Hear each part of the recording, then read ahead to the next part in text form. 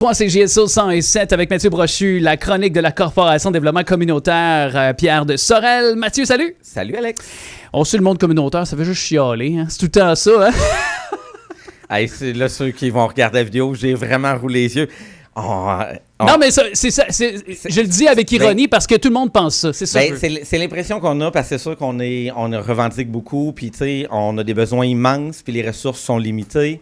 Fait qu'on a ça, puis je veux pas t'amener vers là, mais on va parler des différents groupes. On va parler des différents groupes communautaires, puis là, je viens de réaliser que j'ai oublié une section. Fait que les groupes communautaires, on m'arrête dans la rue des fois, on me parle, on dit, c'est quoi ça? Ça sert? Ça sert à quoi ça? Mais dans le fond, des organismes à but non lucratif à la base, tout comme le club de soccer, tout ça, ou organismes à but non lucratif, OSBL dans le temps, OBNL, vous choisissez l'abréviation que vous voulez, mais on préfère OBNL, on a un but, mais il est non lucratif. On est d'abord ça, un organisme communautaire, on est enraciné dans la communauté, on a une vie associative et démocratique. C'est quoi ça? C'est notre assemblée générale annuelle, on élit des conseils d'administration, c'est ça la vie associative démocratique d'un organisme communautaire. Puis un organisme, c'est libre de déterminer ce que ça veut faire, sa mission, ses orientations, tout ça. Il n'y a personne qui peut lui dire, le groupe décide lui-même ce qu'il veut faire. Puis c'est sûr qu'il ne faut jamais oublier le mot économie sociale. Bien là, avant de parler d'économie sociale, tu es allé un peu trop vite, Alex, parce que là, on a parlé d'organismes communautaires. C'est rapide. C'est ça. Je ne veux pas perdre le monde, mais on parle de l'autonomie. Des fois, nous en parlons de l'autonomie, l'action communautaire autonome d'autonomie, c'est quoi? Bien, dans le fond, c'est que l'organisme a été créé à l'initiative de la communauté. Il vise la transformation sociale. Transformation sociale, c'est un mot que vous allez entendre beaucoup des groupes communautaires. C'est quoi? Bien, c'est l'empowerment, c'est l'autonomisation des gens, c'est améliorer leur situation, leur qualité de vie, tout ça, par des pratiques globales. Globales parce que, comme je dis toujours, on ne met pas un plaster sur un bobo. Dans un groupe communautaire, on vise une approche plus large. Puis on est indépendant du réseau public. Puis là, je sens que tu veux me parler encore d'économie sociale, mais tu vas me parler de chialage au début. Oui. Qu'est-ce que vous voulez, chialeux? Parmi tous ces groupes d'action communautaire autonome, il y a les groupes en défense de droits. Oui. Qui ont 4 critères supplémentaires, je ne me lancerai pas là-dedans, mais eux sont payés par le gouvernement pour chialer. C'est souvent ces groupes-là qu'on entend davantage. Comme le FRAPRU, par exemple. Le FRAPRU, ici Action Logement, localement, là, l'organisme de défense des droits sociaux. Eux, ils ont une mission où ils doivent, ils reçoivent de l'argent du gouvernement et ils doivent démontrer qu'ils chialent, qu'ils revendiquent, qu'ils font de la défense de droits. Et c'est dans leur mission de faire ça. C'est nécessaire de le faire. C'est nécessaire. C'est pour ça qu'on a peut-être des fois l'impression d'être plus chialeux. Puis sinon, tous les groupes communautaires, on chiale qu'on veut plus d'argent. Parce qu'on a réellement besoin. Ben oui, non. Économie sociale, là, je t'entends dire, tiens-tu à l'économie sociale? Oui, arrive, là. Ben, économie sociale, mais dans le fond, c'est des entreprises qui vendent des biens, des services, mais qui ont la mission sociale, c'est de redonner profit à la communauté. Un grand exemple ici, qui est très connu, le Recyclo-Centre. Dans le fond, c'est une friperie comme n'importe quelle friperie, mais dans le fond, les profits sont réinvestis dans la mission. Puis en plus, qu'ils ont comme mission de réinsertion sociale au niveau de l'employabilité et tout. Puis on sait sur le plan environnemental. Oui, l'économie circulaire font toute partie de cette économie puis cet environnement-là. Puis là... Hey, c'est pas pire pour un TDA, on se souvient, deux TDA ensemble, on est pas pire. Ce matin, c'est correct, ça, t'es allumé, j'aime ça de même. Puis c'est de savoir c'est qui les membres, parce qu'il y a différents, comme tu as dit, secteurs d'activité, d'intervention aussi. Exactement, tu sais, on a une 60aine de membres à CDC, puis c'est vraiment varié, on passe des aînés, jeunesse, famille. Santé mentale, santé physique.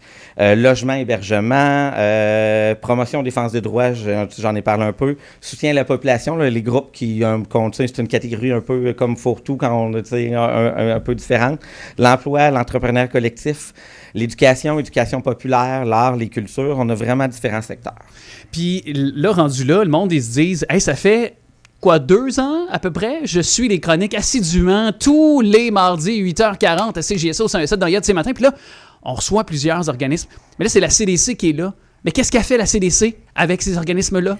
Hey, je pourrais vous entretenir longtemps de la CDC. On a 10 volets d'action. Là. Il y a une belle image sur notre site web. Vous allez dans la section Mission Valeurs qu'on a ajouté à notre site web. Mais dans le fond, là, si je résume, on rassemble les organismes. Dans le fond, on est un regroupement. On n'est pas c'est pas obligatoire d'être membre de la CDC. On rassemble les organismes pour travailler ensemble. C'est ça. On les représente. C'est comme un médiateur des fois aussi. Là. Oui, un peu. On les représente parce que les partenaires, les élus, tout ça, ne peuvent pas rencontrer toujours 60 organismes pour savoir ce qui se passe dans les différents organismes. Donc, on a ce rôle de rassembler, de représenter les organismes. On les soutient de différentes façons, en organisant des formations, on a une salle de rencontre qui est disponible pour eux.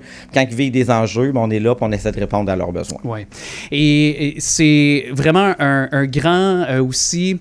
En fait, j'ose dire, vous êtes rassembleur, mais aussi vous êtes là pour donner de l'amour à ces organismes-là, de la visibilité, puis de donner des tables dans le dos, des bons coups aussi, comme on aura aussi ce mercredi. Exactement. Demain, on présente les bons coups des organismes membres de la CDC. Donc, c'est à 16h au Marché des Arts des Jardins. Les groupes ont soumis leurs bons coups avant l'été et on va les présenter. Puis ça va être diffusé de différentes façons. On garde le suspense. Puis la semaine prochaine, on va pouvoir en parler à la chronique, présenter quelques bons coups. Puis... restez à l'écoute de CGSO cet automne. Vous allez les entendre, ces bons coups-là à CGSO. Oui, des multiples façons. J'ai hâte qu'on les dévoile aussi. Et on a Alex, ici présent, qui anime encore de main de maître de notre événement de bons coups. On a adoré son animation l'année passée et on l'a réinvité cette année à présenter les bons coups. Donc, ça va être un bel événement demain.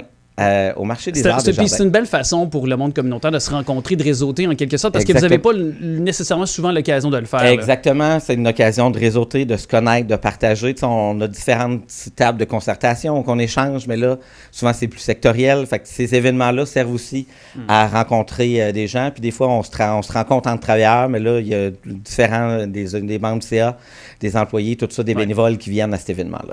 Tu disais tantôt, OBNL, c'est un organisme sans but lucratif. Si je peux paraphraser le diminutif, mais le côté lucratif, qui a ce côté lucratif, c'est toute notre communauté qui peut bénéficier de vos services, tous les organismes qui sont à l'écoute présentement et par le biais aussi de la CDC. Fait que merci pour ça. Ben oui, puis on n'a pas de but lucratif, mais on redonne à la communauté, puis on a des employés, on a des équipes, puis on achète localement, puis tout, puis économiquement, le milieu communautaire est payant et contribue.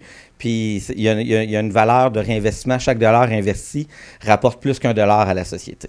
C'est tellement bien dit comme mot de la fin. Merci beaucoup, Mathieu. Merci, Alex. Mathieu Brochu, directeur général de la Corporation de développement communautaire. Pierre de Sorel.